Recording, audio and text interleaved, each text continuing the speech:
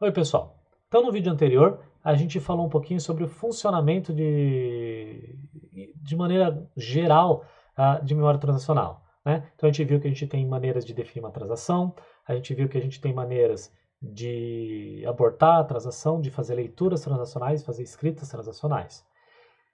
Nesse vídeo agora, a gente vai falar um pouquinho mais das entranhas do mecanismo de funcionamento das memórias transacionais. Ah, quais são os detalhes ali por dentro, né? O vídeo vai ser um pouco curto, então a gente vai fazer uma visão muito superficial, mas vocês já vão ter uma ideia mais ou menos de como funciona por baixo dos panos. Então, falando do funcionamento de memória transacional. Para controlar a concorrência, a memória funcional ela funciona através da detecção de conflito. Então, ela permite, em geral, que as transações elas rodem ao mesmo tempo, se elas não têm conflito, e aí, se tiver um conflito, ela toma alguma atitude. Como que é determinado se ela tem um conflito ou não? Ela olha justamente as leituras e as escritas transacionais que a gente está fazendo.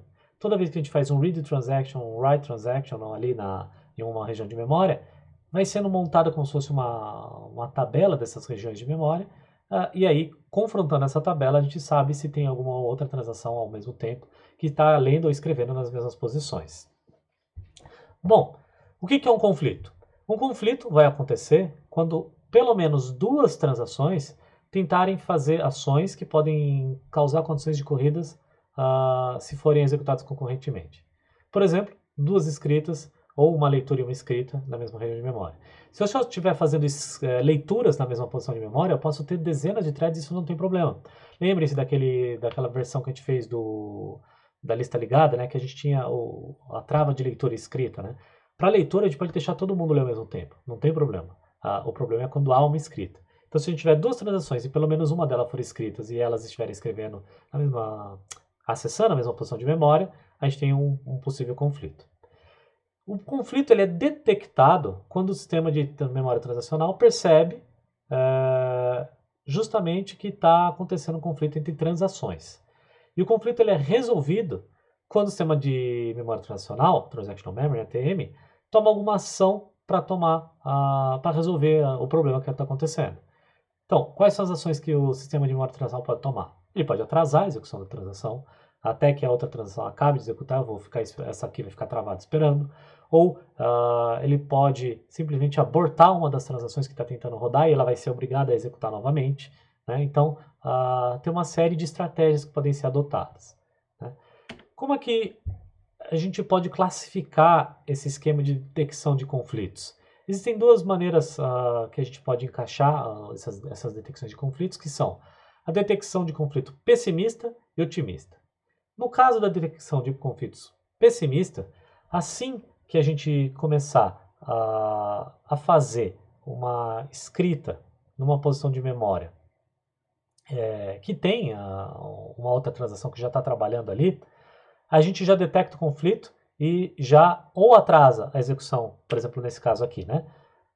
A thread 1, ela está escrevendo, né, nessa variável left sentinel, e aí a thread 2 começou a querer escrever na mesma posição do left sentinel. Mas antes ela não fez nenhuma leitura nessa posição, né? Então não há um conflito até aqui. A partir desse momento há um conflito, e esse conflito é detectado. E aí o que ele pode fazer? Ele pode simplesmente falar, olha, ok, achei um conflito, então o thread 2 vai ficar parado, esperando até que a thread 1 tenha acabado o que ela está fazendo, e eu libero essa para executar. Né? Uma outra alternativa é não fazer isso e deixar o negócio comer solto. Então, thread 1 está rodando, thread 2 está rodando, os dois vão ter um conflito aqui, porque os dois estão escrevendo na mesma posição de memória, e aí a primeira que acabar vai conseguir fazer a efetivação da transação. A que acabar mais tarde vai tomar um erro, porque vai ser detectado um conflito no momento da efetivação, ou seja, que a gente está sendo otimista. Vai que não dá conflito, a gente pega no final se der problema. E essa aqui não, a gente está sendo pessimista, a gente está tentando detectar o conflito antes, né? Logo antes, e já está tratando o conflito antes. Tá? Existem várias implementações se a gente quer detectar o conflito de maneira pessimista ou otimista, e não tem bem um que é melhor, outro que é pior. Depende da aplicação. Então, para dar um exemplo, aqui tem alguns ambientes de memória transacional que usam essas estratégias aqui na vertical para leitura e na horizontal para escrita. Então, para leitura, por exemplo, a gente tem para leitura otimista e escrita otimista, tem o TCC, o TL2, o SIGTM, né? Para leitura otimista e escrita pessimista, a gente tem o Intel C++ STM, o Intel Java STM, o RAS STM, Microsoft STM. Quando a gente olha para a leitura pessimista e a escrita otimista, a gente tem o LogTM. E os dois pessimistas, a gente tem, por exemplo, o Intel C++ STM, né? Ele está aqui nas duas categorias. Então, não existe uma solução que funciona que é a melhor solução para todos, né? Dependendo da aplicação, essa escolha pode ter consequências de desempenho diferentes, né? E alguns ambientes você pode inclusive configurar o que você quer usar. Gerenciamento de versões, então, né?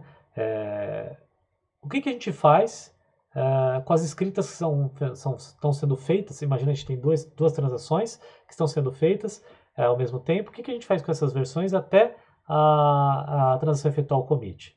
Por que isso é importante? Porque lembra, a gente quer garantir que as alterações feitas por uma transação, elas não sejam vistas por outra transação. Então a gente não pode permitir que as escritas vão direto para a memória e outra transação que está lendo leia direto à memória, porque senão a gente estaria vendo o valor atualizado, né? Então a gente tem que tomar alguma atitude nesse sentido. A gente pode não escrever para a memória e ficar mantendo as alterações num lugar separado, e aí quando a gente fizer a efetivação da transação, a gente vai lá e escreve na memória, e enquanto a gente não faz essa efetivação, todas as outras transações que estão lendo vão ler da memória e estão com o valor original, né? Ou seja, sem ver os dados dessa transação. Ou a gente pode fazer o contrário. A gente escreve sempre tudo para a memória, mas a gente mantém uma versão, uma cópia de segurança da versão antes da transação ter começado. E aí, se houver alguma outra transação que quer ler aqueles dados, ele vai ler aqueles dados daquela cópia de segurança, né? Essas duas alternativas estão presentes nos ambientes também. E qual é melhor, qual é pior? Depende da aplicação. Então, se a gente, por exemplo, falar de versionamento ávido, né? Qual que é a ideia do versionamento ávido? Chama Eager Version Management em inglês. A transação modifica os dados da memória diretamente, ou seja, a gente escreve direto na memória, e aí se tiver outra transação que quiser ler os dados enquanto essa transação não acabar, a gente vai ler desse backup que a gente fez, né? E a maneira que isso é implementado é através do undo log. O undo log é uma técnica que é usada em bancos de dados também, né? Então, se você quer ler alguma coisa que está para trás, você vai olhar no log para desfazer as alterações que foram feitas. Qual que é o raciocínio por trás disso? O raciocínio por trás disso eu vou escrever direto na memória, porque a minha esperança é que a maior parte das vezes não vai ter conflito. Então, eu vou conseguir escrever na memória, eu vou conseguir fazer a efetivação da transação e está tudo certo, né? E aí, nos poucos casos que eu precisar abortar a transação, aí eu desfaço o que eu fiz usando esse undo log, né? Que diz todas as alterações que eu fiz e como que eu as desfaço. Por outro lado, se você estiver num ambiente que tem muitos conflitos, essa pode não ser uma estratégia tão boa. Aí a gente tem versionamento preguiçoso, né? Versionamento preguiçoso, ou em inglês Lazy Version Management, as versões elas são retidas até que a transação seja efetivada. E aí sim, quando a transação for efetivada, é que a gente faz a cópia para a memória. Então as outras transações continuam lendo da memória normalmente, e aí quando a gente acabar a nossa transação, quando ela for efetivada, aí a gente aplica as alterações na memória. Como a gente sabe quais são as operações que tem que ir para a memória, a gente usa um redo log, né? O redo log também é um conceito usado em bancos de dados, que tem todas as alterações que precisam ser aplicadas para a gente trazer o banco de dados para a versão mais atual, né? Então, de novo, são duas ideias que foram emprestadas da comunidade de banco de dados, que a gente aproveitou por aqui, né? Sobre a detecção de conflitos. Se a gente está empregando uma abordagem pessimista, é fácil fazer uma implementação. Não vai ser a implementação mais rápida possível, mas é fácil fazer uma implementação. Basta usar locks, né? Se usar lock, está resolvido. E para garantir o que a memória transacional se propõe, a gente poderia ter um lock único para todas as aplicações e que ia funcionar. Não seria melhor? A implementação não seria eficiente, mas é uma implementação correta, né? Já na abordagem otimista, a gente tem que considerar umas coisas a mais, né? Por exemplo, a granularidade do conflito. A gente vai considerar, por exemplo, se escreveu no mesmo byte, se escreveu na mesma palavra, se escreveu na mesma linha de cache, ou se escreveu no mesmo objeto, no nível da linguagem de programação, né? Se escreveu no mesmo objeto, na mesma variável. Qual vai ser a granularidade, né? A gente precisa tomar esse cuidado. O momento na qual a detecção ocorre, né? Então, a gente vai detectar se a transação a gente vai perceber o conflito quando a gente declarar interesse de acessar a variável, na validação das operações, então toda vez pode acontecer várias vezes durante a execução, ou só na efetivação, por exemplo, se a gente for fazer uma técnica preguiçosa de detecção. Que tipo de coisa é considerado um conflito? Transações concorrentes apenas, entre transações ativas e efetivadas, né? Tudo isso são decisões que têm que ser tomadas e que acabam tendo que variar um pouquinho dependendo da sua implementação. Então vamos dar mais um exemplo. O que pode dar errado nessa implementação aqui? Então vamos dar uma olhadinha. A gente tem o thread 1, que inicia uma transação, escreve o valor de x para valer 1. E aí ele fica rodando esse código aqui até que ele consiga comitar. Então vamos dizer que ele consiga comitar aqui, escreveu 1 e perfeito. Já o thread 2, ele olha, ele inicia a transação, e aí ele pega e lê o valor de x na variável temp1. E aí depois ele chega e fica rodando aqui, fazendo um while temp1 igual a 0, girando aqui num loop de espera ocupada. E aí depois ele só sai se a transação for efetivada com sucesso. O que pode dar errado nesse caso aqui? Né? O que pode acontecer? Olha só. Tem primeiro um problema, né? Eu leio a variável temp1, e se o valor de temp1 já estiver valendo 0 aqui, eu vou ficar num laço infinito e essa transação vai ficar travada aqui dentro e não vai para frente, né? Vai ficar girando aqui para sempre. Do lado de cá, eu vou iniciar a transação, e aí a hora que eu fizer um write, eu vou perceber que já tem um thread que está usando a variável x, porque eu fiz a leitura de x aqui. Então, ele pode, por exemplo, escolher ficar travado aqui até que a transação 2 acabe. Só que a transação 2 ela nunca vai acabar, porque ela está girando aqui, ninguém vai mudar o valor de temp1 se ele estiver valendo 0. Vai ficar girando para sempre. Então a gente pode ter aqui um problema de que thread 2 vai travar a thread 1 e a thread 1 vai ficar travada para sempre. Um outro problema que pode acontecer, dependendo do ambiente de memória transacional que você estiver usando, thread 2 iniciou, muito bem, iniciou aqui a transação, leu o X transacionalmente, e agora ele está aqui girando sem parar, travado.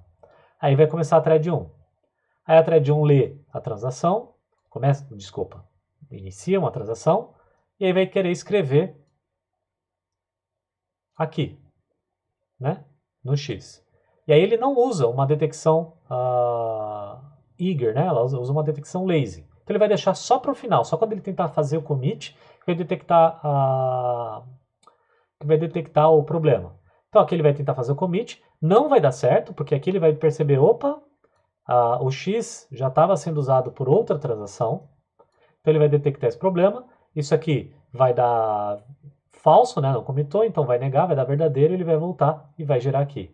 Então a gente vai ter nesse caso o thread 2 girando sem parar aqui no while, e a thread 1 também girando sem parar nesse while. Porque ele vai tentar escrever, não vai passar, vai tentar fazer o commit, vai abortar, gira, vai tentar, vai ficar girando sem parar aqui, né? Ele vai ficar fazendo esse ciclo aqui sem parar, e esse cara aqui também. Então a gente vai estar gastando 2 threads que travaram para sempre. Isso aqui tem alguma chance de funcionar? Bom, a única chance disso aqui funcionar é se a thread 1 conseguir rodar do início ao fim antes que a thread 2 tenha tido a chance de fazer a leitura de x. Aí sim, né? Porque aí o temp1 vai valer 1, isso aqui não vai valer 0 e ele passa reto.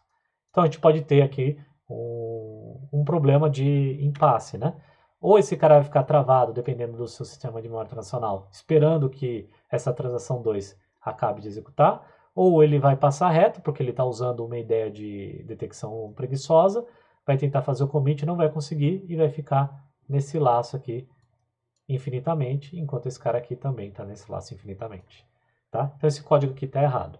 Em geral, o que a gente quer é fazer as transações muito pequenas. e evitar esse tipo de coisa, para evitar esse tipo de problema. Bom, ficar escrevendo write-x e read-x é muito inconveniente, né? E propenso a erros. A gente pode esquecer de escrever um read, esquecer de fazer um write. Então, o que a gente tem agora são blocos atômicos de código. Então, vários compiladores, o da Intel, por exemplo, e agora também tem no GCC, desde a versão 4.7, se eu não me engano, a gente pode definir blocos atômicos de código. Então, ao invés de simplesmente chegar e falar, olha, faça uma leitura transacional, faça uma escrita transacional, inicia a transação, commit a transação, a gente simplesmente encapa o trecho que a gente quer proteger usando um bloco de código atômico. Que cara que isso tem? Então, naquele exemplo que a gente fez das listas ligadas, ela fica com essa cara aqui.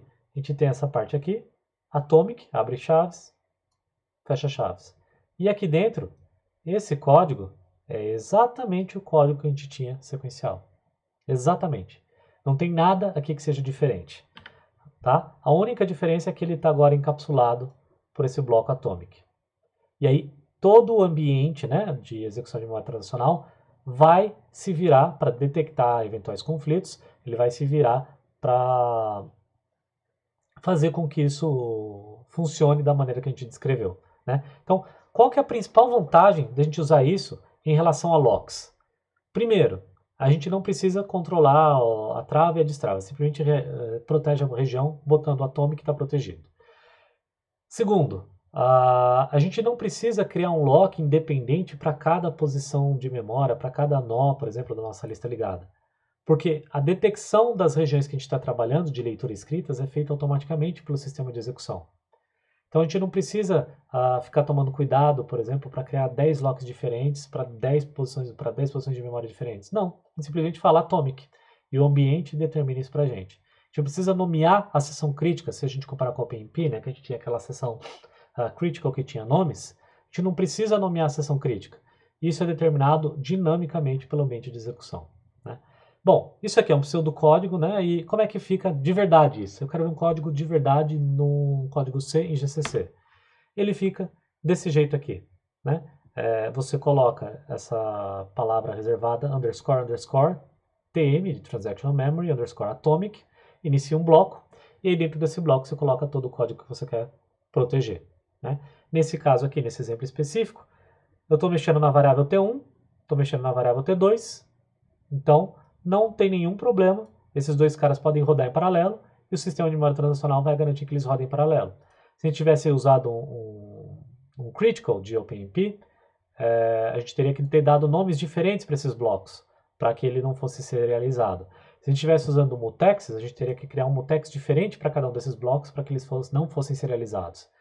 Memória transacional não, simplesmente falo, isso aqui tem que ser atômico, isso aqui tem que ser atômico, resolvido, tá pronto. Tá legal? Bom, nesse vídeo é isso. No próximo a gente vai falar um pouco sobre implementação de memória transacional. Até lá.